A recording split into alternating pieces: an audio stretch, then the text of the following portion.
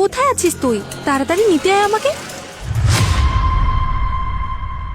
বাবা, তুই এখানে কি করছিস? তোর তো এখন স্কুলে থাকার কথা। ওই বাবা, আমি না স্কুল বাঙ্ক করে আমার বন্ধুদের সঙ্গে মুভি দেখতে যাচ্ছিলাম। সরি বাবা। আরে কোনো ব্যাপার না সোনা, তুই একটা কাজ কর, স্কুলে না গিয়ে আমার সাথে চল ফিল্ম দেখতে। কিন্তু বাবা। আরে আয় আয়, আজ বাবা আর মেয়ে দুজনে একসাথে ফিল্ম দেখবো। এই টিকিটের টাকা হবে তো তোর কাছে? কারণ আমার কাছে যে টাকা ছিল তা দিয়ে বাড়ির রেশন আর তোর স্কুলের ফিস, তোর টিউশনের ফিস দিয়ে দিয়েছি। না বাবা, আমার কাছে তো টাকা নেই। ওই মুভি টিকিটের টাকাটাও আমার বন্ধুরাই দিত।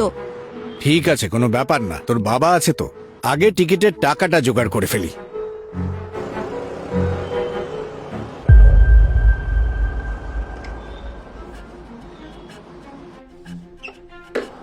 স্যার, আপনার গাড়িটা পরিষ্কার করে দেব? কি নোংরা হয়ে গেছে। বাবা, এসব কি বলছো তুমি? আরে টিকিটের টাকাটা জোগাড় করতে হবে তো। হ্যাঁ চাই, কিন্তু এবার শুধু দেখে যা। স্যার, পরিষ্কার করে দেবো, খুব ময়লা হয়ে গেছে। হ্যাঁ, করে দাও পরিষ্কার।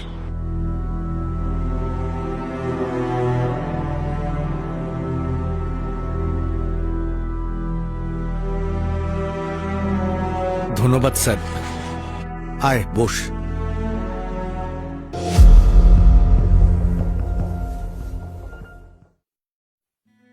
স্যার, আপনার জুতোটা পরিষ্কার করে দেবো?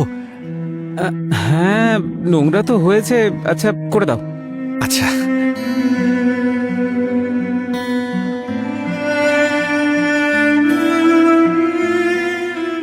এই নাও তোমার টাকা। ধন্যবাদ স্যার, ধন্যবাদ।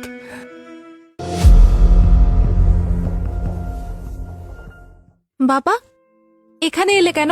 আরে শোনা, ফিল্ম দেখতে দেখতে একটু তো খাওয়া দাওয়া করতে হবে না? ব্যাস তারই ব্যবস্থা করতে এসেছি। এই সামনের বাড়িতে নিশ্চয়ই কোনো রকম কাজ পেয়ে যাব।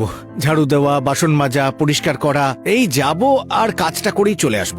কিছু তো টাকা পেয়ে যাব, তাই দিয়ে তোর পপকর্ন আর পিজার টাকা হয়ে যাবে। ব্যাস বাবা, আমি কোনো মুভি দেখতে চাই না। কেন, কি হলো? বাবা, এসব তুমি কি করছো? সোনা রে, লেখাপড়া তো করিনি যে কোনো ভালো কাজ পাবো। পেটে যেটুকু বিদ্যে ছিল তাই দিয়ে একটা কোম্পানিতে পিয়নের কাজ পেয়েছিলাম, আর ওখানেও তো এই জাতীয় কাজই করি আমি।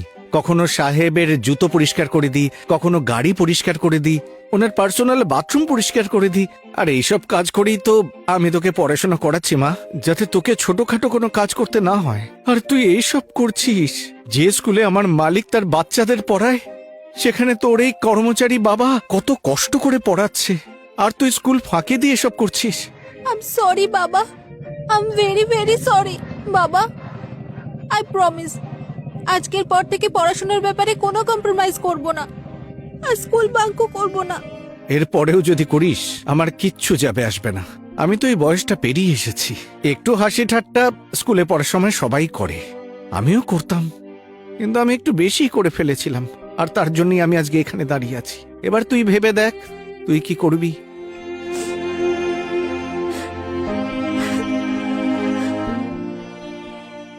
বন্ধুরা, বাবা মা নিজের সন্তানের ভবিষ্যৎ ভালো করার জন্য অনেক পরিশ্রম করেন, তাই ওদের পরিশ্রমের মর্যাদা দেওয়া উচিত আমাদের।